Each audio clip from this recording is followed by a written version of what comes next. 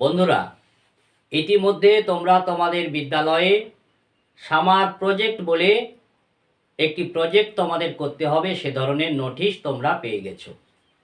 Notice পাওয়ার পরে তোমরা সবাই গালে হাত দিয়ে ভাবতে বসেছো কিভাবে আমরা এই প্রজেক্টটা করব। তো সেজন্য আমি তোমাদের কাছে একটি কমপ্লিট প্রজেক্ট তোমরা কিভাবে করবে তার একটি রূপরেখা তুলে ধরার জন্য আজকে আমার এই চ্যানেল সৃষ্টি সুখে আসার কারণ। তোমরা যারা আমার এই চ্যানেলটি এখন দেখছো তোমরা কেউ স্কিপ করে চ্যানেলটি দেখবে না, সম্পূর্ণটা দেখবে এবং দেখার পরে আমাকে একটা সাবস্ক্রাইব করে দেবে। আমি আশা করছি এর থেকে তোমরা অনেকটাই উপকার পাবে। দেখো, সামার প্রজেক্টটা কিভাবে তোমরা কমপ্লিট করবে। প্রথমে তোমাদের একটি খাতা তৈরি করতে হবে। যেহেতু আজকাল ডিজিটালের যুগ, তাই তোমরা বাজার থেকে এরকম একটি প্রজেক্টের খাতা পেতে পারো। এছাড়া তোমরা নিজেরাও হাতে এরকম ডিজাইন করে একটি খাতা তোমরা তৈরি করতে পারো। সেখানে তোমার বিদ্যালয়ের নাম থাকবে, শিক্ষাবর্ষ থাকবে, সামার প্রজেক্ট বলে লেখা থাকবে, কোন শ্রেণীর জন্য সেই প্রজেক্টটা হচ্ছে সেই শ্রেণীর নাম তোমরা লিখবে, নিজের নাম, সেকশন, রোল নাম্বার এবং তোমার গাইড টিচার যে সাবজেক্টের যে টপিকটা নির্ধারণ করে দেবে সেটি এখানে লিখবে। এই গেল তোমার প্রজেক্টের কভার পেজ। এরপরে তোমাকে যেটা করতে হবে সেটি হলো এই কভার পেজের মধ্যে ঢুকতে হবে। এখানে তুমি একটি সূচিপত্র তৈরি করবে। সূচিপত্র বলে এখানে লিখবে এবং সূচিপত্রের এই বাম দিকের অংশে তোমার বিষয়গুলি থাকবে এবং ডান দিকের অংশে পৃষ্ঠা নাম্বার থাকবে। কোন পৃষ্ঠা নম্বরে তুমি কি বিষয় করেছো সূচিপত্র দেখে এক নজরে আমরা বুঝে যাব। এবারে আসি তারপরের পেজে গিয়ে, এ ধরনের পেজ তোমরা কিনবে বাজার থেকে, A4 সাইজের পেজ। তারপরের পেজে গিয়ে তোমরা লিখবে ভূমিকা। ভূমিকায় কি লিখবে?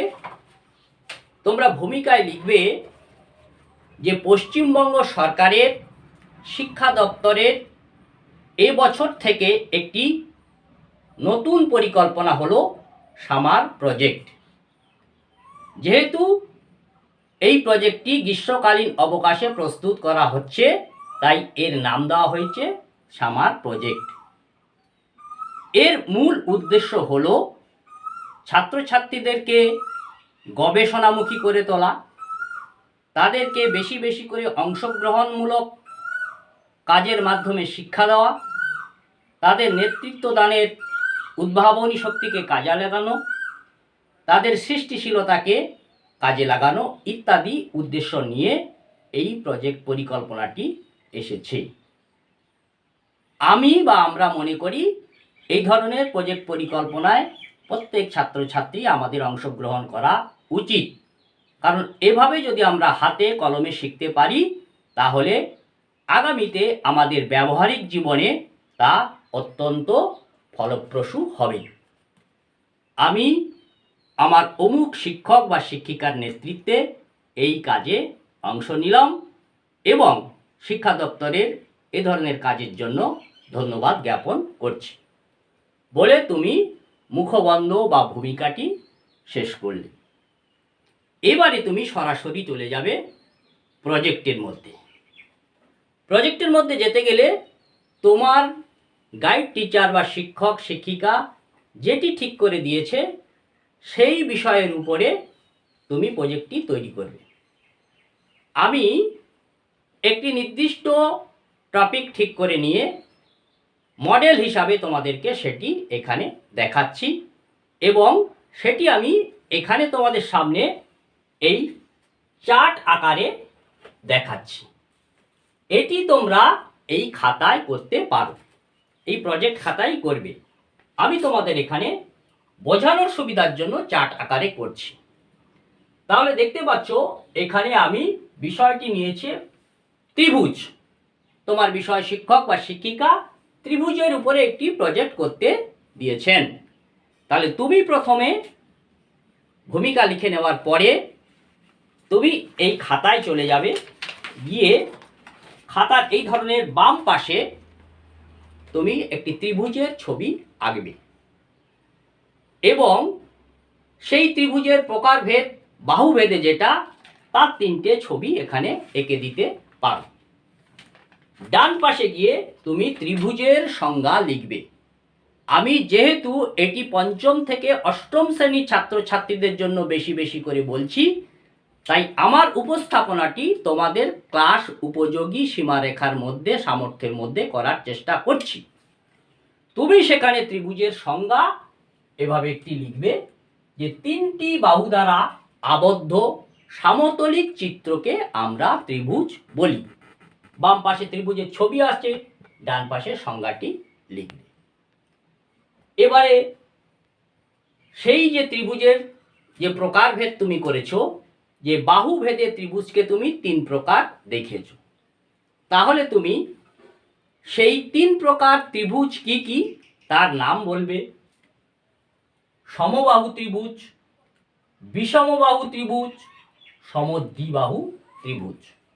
তাহলে ত্রিভুজের 3টে ভাগ, 3টে ছবি তোমার বাম পাশে আছে, সেই 3টি ত্রিভুজের সংজ্ঞা তুমি ডান পাশের পৃষ্ঠায় লিখলে। সমবাহু ত্রিভুজ কাকে বলে?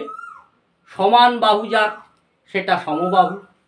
বিষমবাহু যার বাহুগুলো পরস্পর অসমান। আর সমদ্বিবাহু যার 2টি বাহু সমান। এভাবে সংজ্ঞাগুলি তুমি আরও গ্রহণযোগ্য করে সুন্দরভাবে উপস্থাপন করলে। পরের পৃষ্ঠায় আবার তুমি উল্টে যাও, আরেকটি পৃষ্ঠা ব্যবহার করো। এবারে এখানেও আরেকটি ত্রিভুজ বা একাধিক ত্রিভুজ তুমি এ পৃষ্ঠায় ডিজাইন করে এরকম রং বেরঙের আঁকতে পারো। আঁকার পরে এই ত্রিভুজের প্রধান প্রধান বৈশিষ্ট্যগুলি তুমি সেখানে লেখো। আবারও বলছি, যেহেতু আমরা 8ম শ্রেণী পর্যন্ত বিষয় নিয়ে আলোচনা করছি, তাই সেই সামর্থ্যের মধ্যে তুমি সেই বৈশিষ্ট্যগুলি লেখো। প্রধানত আমরা 3টি বৈশিষ্ট্য পাবো ত্রিভুজের। সেই বৈশিষ্ট্যগুলি কি না, ত্রিভুজের 3টে বাহু থাকবে, 3টে শীর্ষবিন্দু থাকবে, আর 3টে কোণ থাকবে। তুমি বাম পাশে যে ছবিগুলো এঁকেছো সেখানে দেখাবে সেগুলো, এবং ডান পাশে তার সংজ্ঞা লিখবে। সঙ্গে সঙ্গে যেটা করবে, তুমি যখন সমবাহু বলছো প্রত্যেকটা ত্রিভুজের বাহুর এভাবে মাপটি দেখিয়ে দেবে। যদি 5 সেন্টিমিটার হয় তাহলে 5 সেন্টিমিটার, 5 সেন্টিমিটার, 5 সেন্টিমিটার।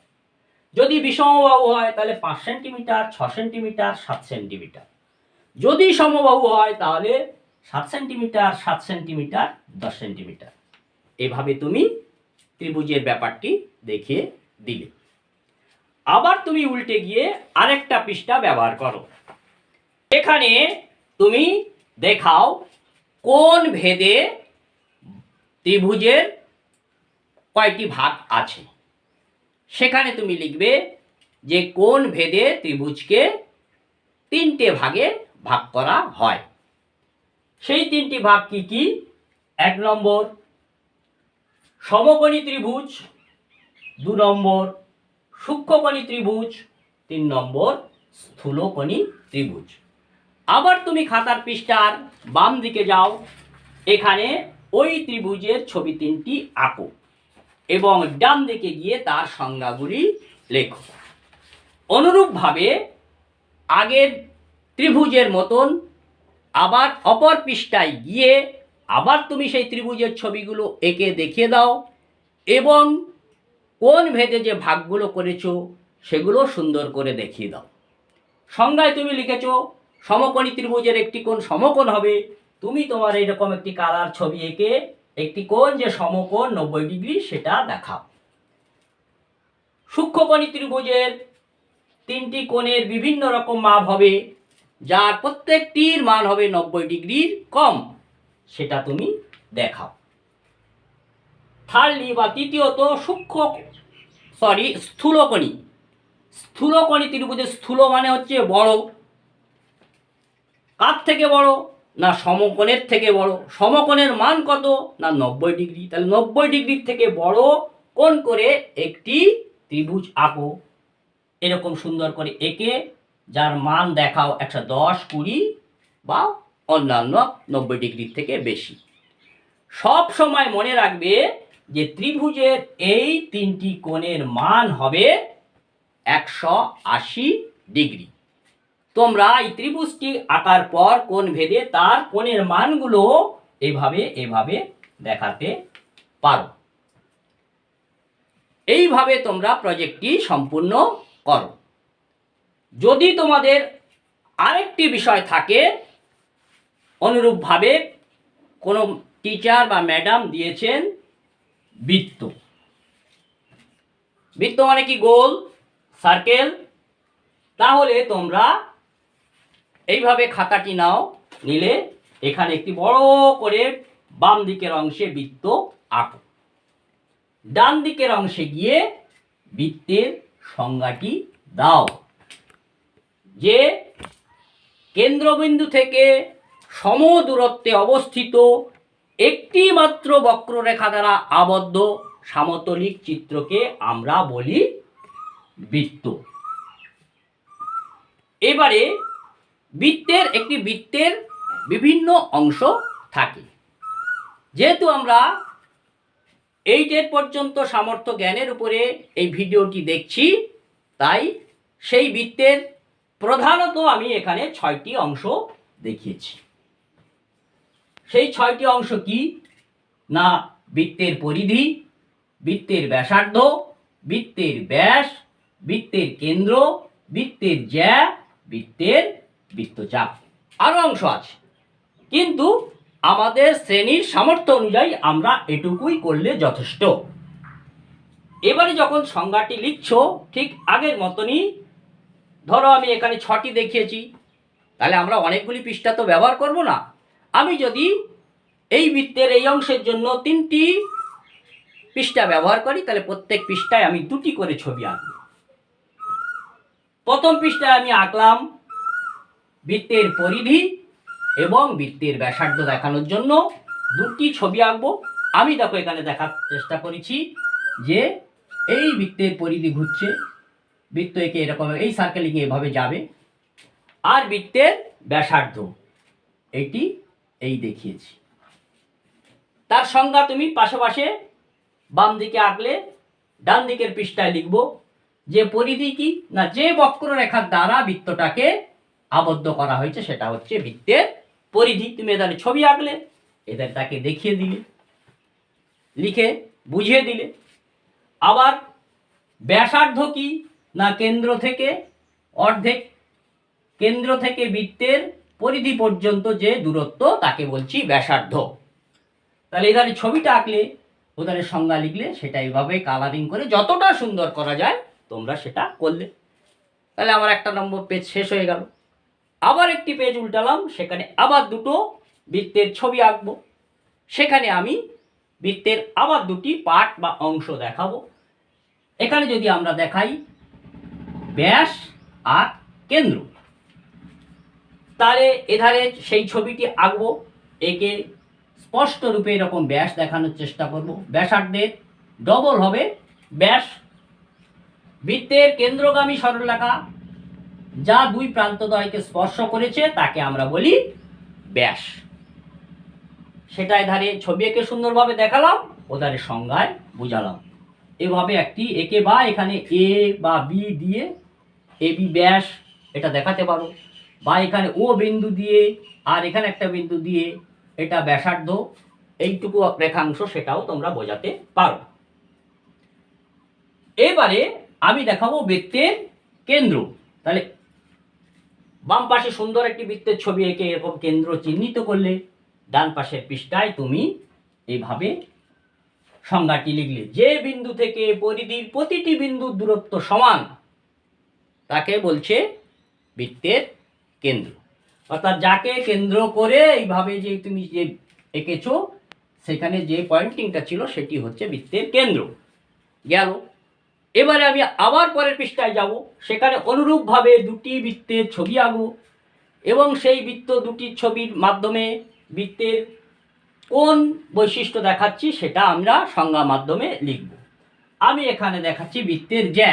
তাহলে সুন্দর করে তুমি বৃত্তটি আঁকলে, তার জ্যাটাকে দেখালে, আর ডান পাশে তার সংজ্ঞাটি লিখলে। যে একটি বৃত্তচাপের শেষ প্রান্ত দুটি বিন্দুর সঙ্গে সংযোগ করেছে তাকে বলছি বৃত্তের জ্যা। মনে রাখবে বৃত্তের বৃহত্তম জ্যা হচ্ছে বৃত্তের ব্যাস। এটিও সঙ্গে সঙ্গে মনে রাখবে, সেটিও সংজ্ঞার মাধ্যমে তোমরা লিখে দিলে আরও ভালো হবে। এরপরে যেটা দেখিয়েছি সেটা হচ্ছে বৃত্তের বৃত্তচাপ, অর্থাৎ পরিধির যে অংশ আছে তার একটি অংশ যদি আমরা কেটে নিই, এটি পুরোটাই হচ্ছে বৃত্তচাপ। তার যদি এইটুকু দেখাই, সেটি পুরোটাই হচ্ছে বৃত্তের পরিধি।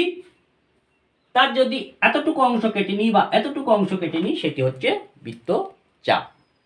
এভাবে বিষয়টি তুমি কমপ্লিট করলে। আর বৃত্তের মধ্যে তোমার সবসময় যেটি ঘোরাফেরা করে, যেটা তুমি সচরাচর দেখতে পাও, সেটা হচ্ছে তোমার বাড়ি থাকে ঘড়ি। তাই একটি ঘড়ির চিহ্ন আমি দিয়েছি।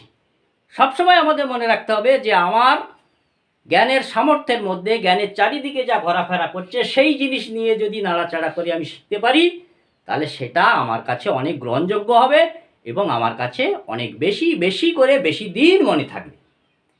এবারে আমরা বৃত্তের বৈশিষ্ট্যগুলি দেখাবো। সেখানে আবারও বলছি যে আমাদের ওই 6, 7, 8 সামর্থ্যের মধ্যে বৃত্তের যে বৈশিষ্ট্য আমাদের মধ্যে ঘোরাফেরা করছে, আমি কেবলমাত্র সে কটাই লিখেছি।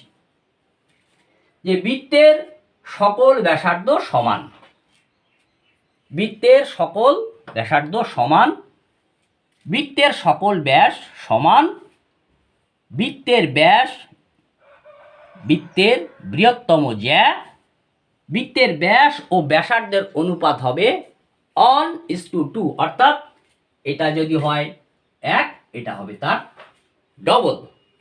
এইভাবে বিষয়টা তুমি পুরো কমপ্লিট করলে, যদি ত্রিভুজ থাকে ত্রিভুজ নিয়ে, যদি বৃত্ত থাকে বৃত্ত নিয়ে। এরপরে তোমাকে সিদ্ধান্ত বা পর্যবেক্ষণ বা একটি কনক্লুশনে বা মূল্যায়নে আসতে হবে, যেটি তুমি ব্যবহারিক জীবনে প্রয়োগ করতে পারবে। এইভাবে একটি প্রজেক্ট তুমি কমপ্লিটলি শেষ করতে পারবে। এবং সর্বশেষে, বা এটি তুমি আগেও জানাতে পারো, কৃতজ্ঞতা স্বীকার বলে একটি অধ্যায় থাকবে, একটি পাঠ থাকবে, যেখানে তুমি লিখবে যে আমার এই প্রজেক্ট পরিকল্পনা সম্পূর্ণ করার জন্য অমুক শিক্ষক বা অমুক ম্যাডামের কাছে আমি কৃতজ্ঞ। আমার বন্ধুবান্ধব বা বিভিন্ন পত্রপত্রিকা বা যারা আমার এই প্রজেক্ট তৈরির কাজে সহযোগিতা করেছিলেন, সকলকে আমি ধন্যবাদ জ্ঞাপন করছি বলে সেখানে তোমার একটি সই থাকবে। আর একটি তোমরা করতে পারো, যেখানে এটা শিক্ষক মহাশয় একটি সার্টিফিকেট তোমাকে দেবে যে অমুক ছাত্র ছাত্রী অমুক ক্লাসে তার রোল নাম্বার এত, সে আমার তত্ত্বাবধানে অমুক বিষয়ের উপরে অমুক টপিকটি সাফল্যের সঙ্গে তৈরি করেছে এবং আমি তার উত্তরোত্তর সাফল্য কামনা করি বলে ওর নিচে শিক্ষক শিক্ষিকার স্বাক্ষর বলে একটি লিখে দেবে। এইটি শিক্ষক শিক্ষিকা স্বাক্ষর করে তোমার কাছে ফেরত দিতে পারবে। আমি আশা করছি আজকের আমার এই ভিডিওয় সামার প্রজেক্ট তোমরা কিভাবে তৈরি করবে তার একটি মডেল তুলে ধরতে পারলাম। তোমাদের যদি ভালো লেগে থাকে তাহলে অবশ্যই তোমরা আমার চ্যানেলটি একবার সাবস্ক্রাইব করে দেবে। সকলকে ধন্যবাদ।